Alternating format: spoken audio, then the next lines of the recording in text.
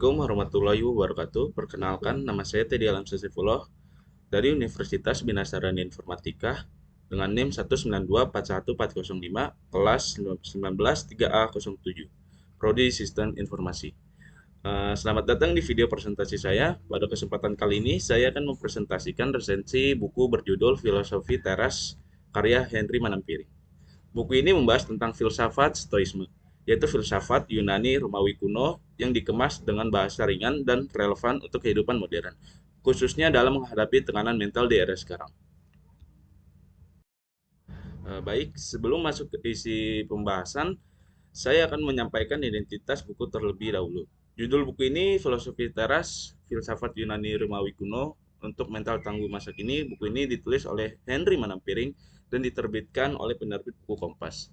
Tahun terbitnya adalah tahun 2019 dengan jumlah 344 halaman dan ukuran buku 13 kali 19 cm. Selanjutnya masuk ke isi dan ringkasan. Buku Filosofi Teras berawal dari pengalaman pribadi penulis yang pernah mengalami krisis makna hidup. Dari pengalaman tersebut, penulis mulai mempelajari stoisme sebagai cara untuk menghadapi hidup dengan lebih tenang dan rasional. Inti utama dari stoisme adalah satu prinsip yang penting, yaitu kita tidak bisa mengendalikan semua hal yang terjadi dalam hidup, tetapi kita bisa mengendalikan cara kita meresponnya.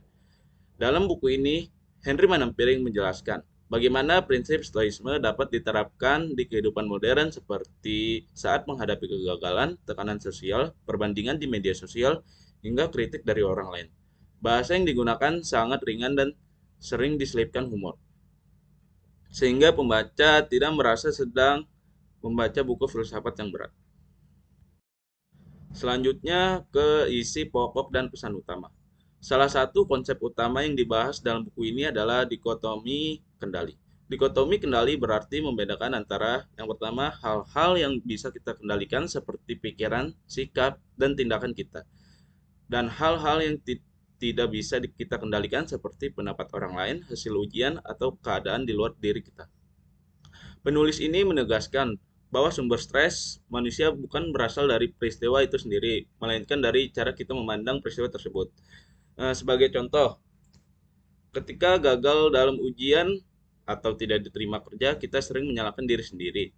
Padahal hasil tersebut di luar kendali kita. Yang bisa kita kendalikan hanyalah usaha dan respon kita setelahnya.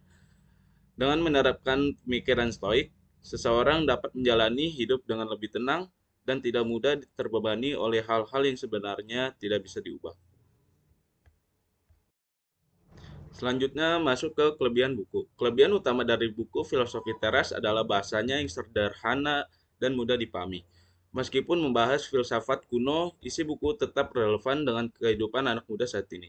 Penulis juga sering mengangkat contoh nyata seperti kecemasan akibat media sosial, rasa minder karena pencapaian orang lain, dan kekhawatiran tentang masa depan.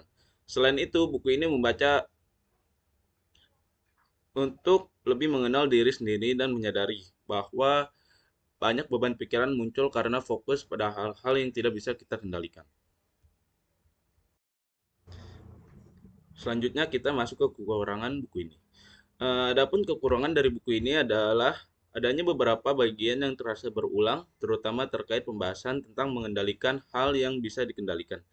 Namun, menurut saya, pengulangan tersebut masih dapat dimaklumi karena pesan ini memang menjadi inti utama dari ajaran Stoisme. Selanjutnya masuk ke pendapat dan refleksi pribadi. Secara pribadi, buku Filosofi Teras memberikan perubahan dalam cara pandang saya terhadap kehidupan. Sebelumnya, saya mudah terasa tertekan ketika sesuatu tidak bisa berjalan sesuai harapan, terutama saat membandingkan diri dengan orang lain. Namun, setelah membaca buku ini, saya menyadari bahwa tidak semua hal harus dikontrol. Buku ini mengajarkan bahwa kebahagiaan tidak bergantung pada nilai, status, atau pendapat orang lain, melainkan pada cara kita berpikir dan menyikapi keadaan. Dengan pemahaman tersebut, hidup menjadi lebih tenang, tidak mudah panik, dan lebih siap menghadapi situasi di luar kendali. Selanjutnya, kesimpulan.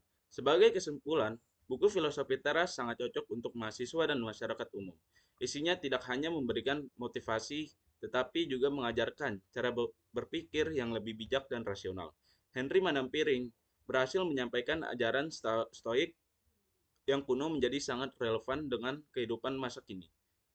Pesan terpenting dari buku ini adalah kita tidak bisa mengatur dunia, tetapi kita dapat mengatur diri kita sendiri.